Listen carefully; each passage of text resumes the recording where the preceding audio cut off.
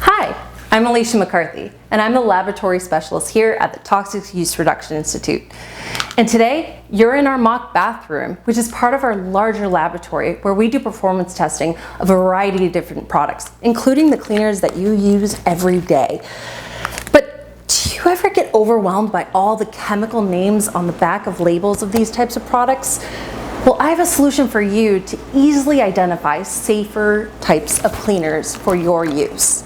Look for eco labels like this on the front or the back of the bottle. This will help you take the mystery out of figuring out what are safer products for you to utilize. So next time that you go to the store to purchase your next cleaner, or you happen to be looking underneath your cabinet to see what products you already have, check to see if it has an eco label on it. We'd love to know your thoughts. Share your questions and comments below.